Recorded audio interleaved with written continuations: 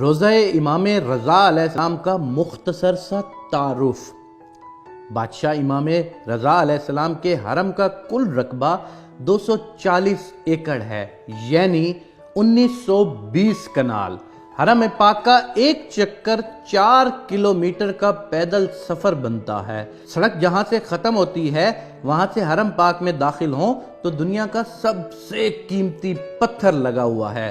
وہ گرینائٹ لگا ہوا ہے جو گرمیوں میں ٹھنڈا رہتا ہے اور سردیوں میں گرم ہوتا ہے۔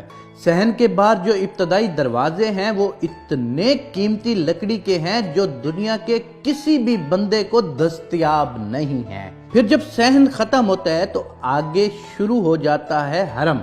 حرم پاک کے جتنے دروازے ہیں وہ سب کے سب سونے کے دروازے ہیں۔ ایک دروازے میں گلوب کی طرح لٹکا ہوا ایک فیروزہ ہے۔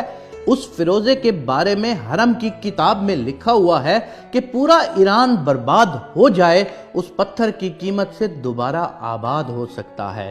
بادشاہ رضا علیہ السلام کے مہمانوں کے لیے جو سبیلے ہیں وہ سونے کی ہیں اور جو پینے والے برتن ہیں وہ چاندی کے ہیں۔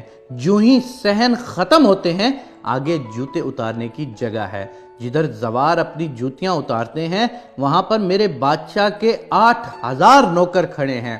اور یاد رکھنا وہ دنیا کے کوئی عام بندے نہیں ہوتے کہ جو بے روزگار ہوں اور چلا جائے اس کام کے لیے۔ ان میں 90% لوگ ایران کی فوج سے ریٹائرڈ میجر، جنرل، کرنل اور بریگیڈیئر جیسے افیسرز ہیں۔ وہ ریٹائرمنٹ لے کر درخواست دیتے ہیں کہ ہمیں پینشن نہ دے، بادشاہ رضا علیہ السلام کے زواروں کی جوتیاں اٹھانے کی نوکری دی جائے۔ دنیا کا کوئی 7 سٹار ہوٹل اتنا خوبصورت نہیں جتنا بادشاہ رضا علیہ السلام کے لنگر خانہ خوبصورت ہے۔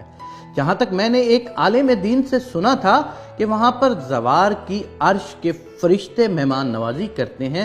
یہ جتنی بھی چیزیں ہیں، سونا، چاندی، اینٹیں، پتھر، ان سب کی فیکٹریاں امام رضا علیہ السلام کی اپنی ہیں۔ کچھ صحن ایسے ہیں جن کا رقبہ بہت وسیع و عریض ہے۔ ان کو صحن بزرگ کہتے ہیں۔ اذہان میں جو بزرگ، ضعیف یا معذور زوار مہمان آتے ہیں ان کے لیے صحن میں امام رضا علیہ السلام کی گاڑیاں کھڑی ہوتی ہیں، اس لیے کہ میرا زوار چل نہیں سکتا، اسے سواری پر لے کر آؤ۔ 3 منزلوں پر محیط ہے میرے بادشاہ رضا کی زری مبارک۔ ان تینوں منزلوں کی زیارت کی جاتی ہے۔ ان تینوں منزلوں پر دنیا کی ہر کرنسی، روپیہ، یورو، ڈالر، ریال، دینار، پاؤنڈ وغیرہ ہر قسم کی کرنسی سے بھری ہوئی پڑی ہوتی ہیں۔ یہ تینوں منازل ایران پر تقریباً 44 سال سے پابندیاں ہیں۔ ایران بادشاہ رضا کی جوتی کا صدقہ آج تک غریب نہیں ہوا۔ مملکت ایران مقروض ہے۔